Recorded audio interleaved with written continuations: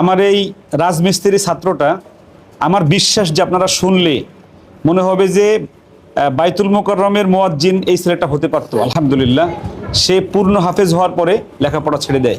একটু আমরা দুইজনের আজান একসাথে শুনি, আপনাদের কেমন লাগে এবং মুসলিমের এখনো ফিরে আসা উচিত কিনা আপনারা সেই বিষয়টা একটু বলে যাবেন।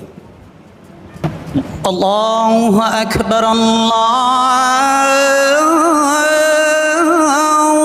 আকবার,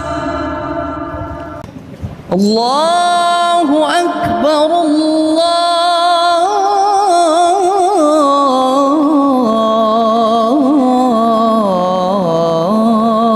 আল্লাহু আকবার। আশহাদু আন লা ইলাহা ইল্লাল্লাহ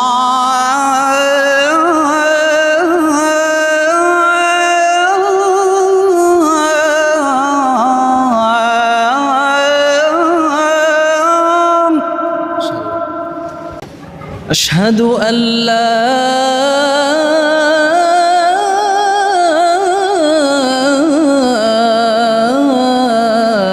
إله إلا الله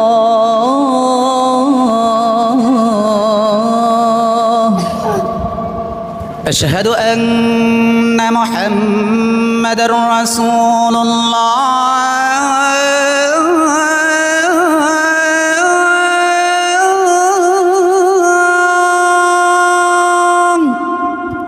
أشهد أن محمد رسول الله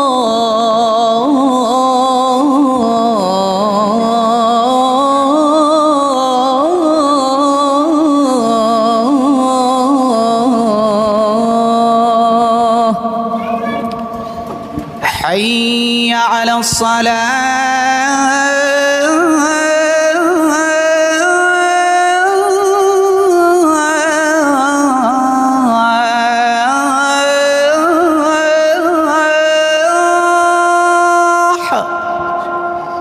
حي على الصلاة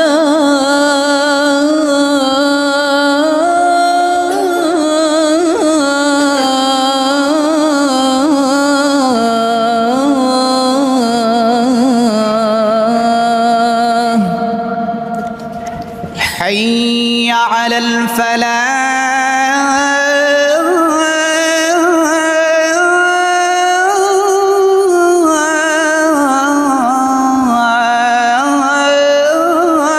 الفلاح حي على الفلاح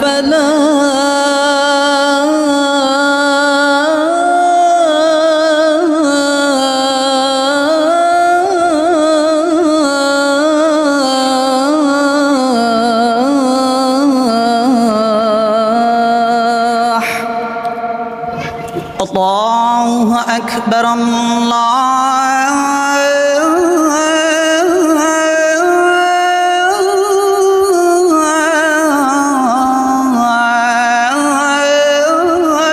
الله أكبر لا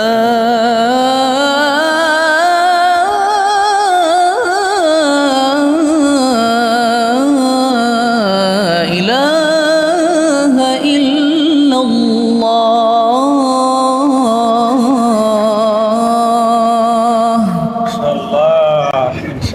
আমি সত্যি মন থেকে বলি, মানে ওনার আজানটা শুনে সত্যি আমি নিজেই একজন মুগ্ধ হয়ে গেছি। আলহামদুলিল্লাহ, মানে সত্যি অন্তরটা জুড়ে গেছে। আমি বাজানের মন্তব্য শুনতে যাচ্ছি আর কি।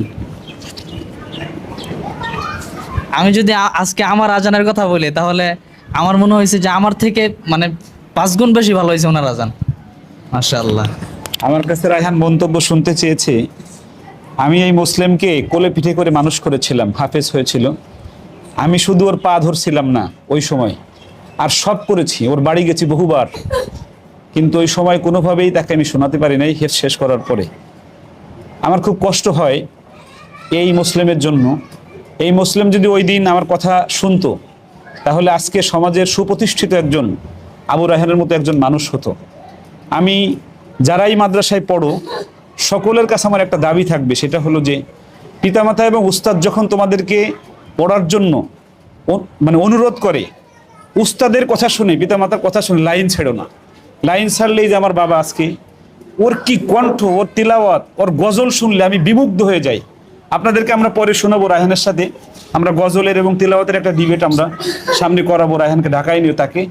শুধু আপনাদের কাছে জানতে চাই মুসলিমের আজানটা কেমন লেগেছে।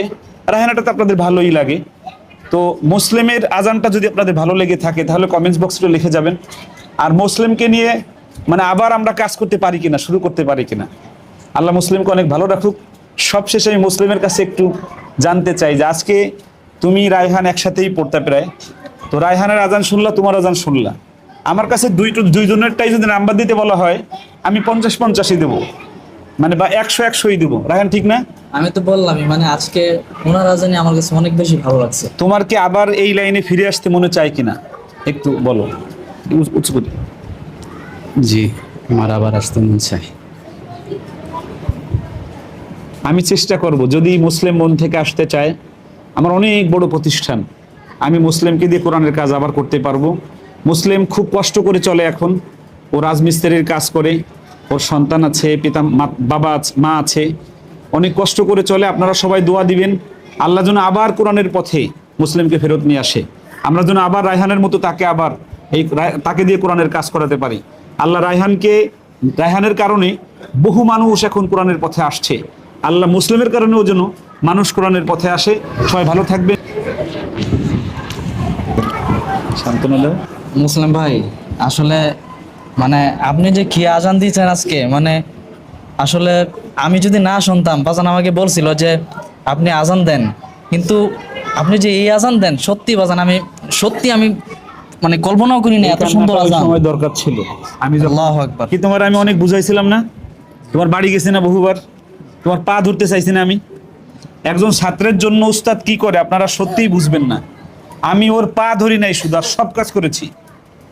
আর ওর তেলাওয়াত আমি বললাম আজকে শোনাবো না, ওর তেলাওয়াত আর নাশিদ রায়হানের সাথে আরেকটা শোতে আমরা শোনাবো। আরেকটা আপনারা যদি শুনতে চান, আমরা মুসলিমকে নিয়ে আরেকটা রায়হানের সাথে আমরা শোনাবো ইনশাল্লাহ।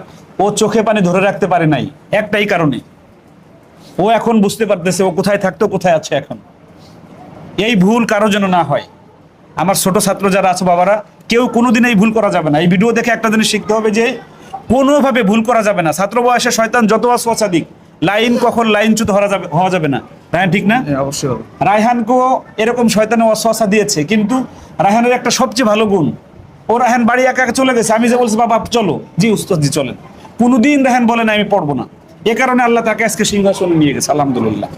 আল্লাহ সবাইকে অনেক ভালো রাখুক। আসসালামু আলাইকুম রহমতুল্লাহ। আর রায়হান ইন্টারন্যাশনাল মাদ্রাসা একটি আন্তর্জাতিক কোরআনিক শিক্ষা মিশন।